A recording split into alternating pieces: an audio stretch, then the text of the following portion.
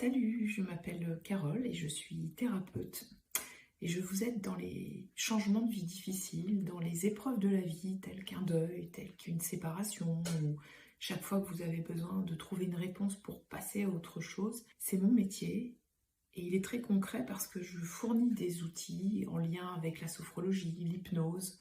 Je travaille beaucoup sur la régulation du système nerveux. Et j'aimerais aborder aujourd'hui un sujet qui me tient beaucoup à cœur, c'est cette fameuse régulation des émotions dont on entend beaucoup parler sur les réseaux sociaux, sur tout ce que vous avez pu voir dans vos lectures personnelles. Et j'aimerais revenir sur cette régulation des émotions dont on parle beaucoup, parce que tout d'abord, c'est quoi une émotion?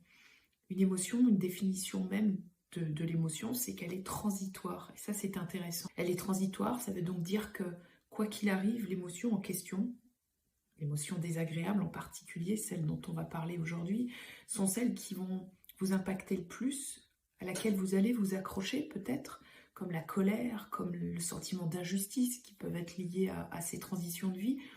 Eh bien, le fait qu'elles soient transitoires vous ramène déjà à la notion que ça va passer, ça ne durera pas.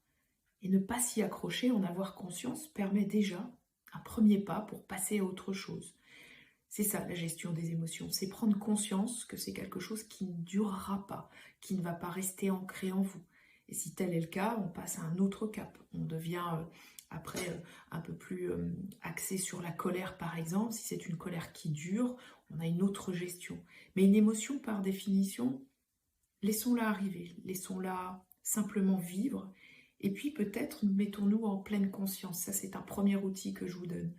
Ici, maintenant, se poser et savoir vraiment identifier cette émotion, l'accueillir dans son corps, dans son âme, dans son esprit, et se dire que à quoi est-elle reliée, à quel endroit du corps je la ressens le plus, l'identifier et peut-être mettre une conscience sur cette émotion qui est là, va vous permettre de ne pas lutter contre. C'est très important pour moi de ne pas être accroché à une émotion parce que c'est un peu comme si on se tapait la tête contre un mur finalement et d'essayer absolument de lutter contre n'est pas productif, vous avez déjà dû le vivre.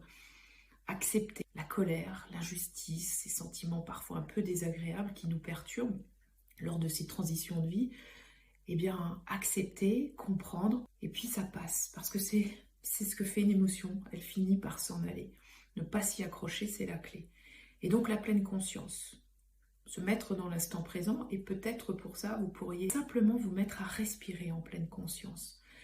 Simplement être là, simplement vous poser un instant, vous écarter un peu du monde, là où vous êtes, simplement vous isoler et vous mettre à respirer en pleine conscience. Ça, c'est un premier outil que je trouve extrêmement efficace pour l'expérimenter moi-même et qui vous permet vraiment de mettre à distance ces émotions. Il existe des tas d'outils pour cela, des tas de voies par lesquelles on peut passer, par le système nerveux. C'est une notion dont je vous parlerai dans une autre vidéo.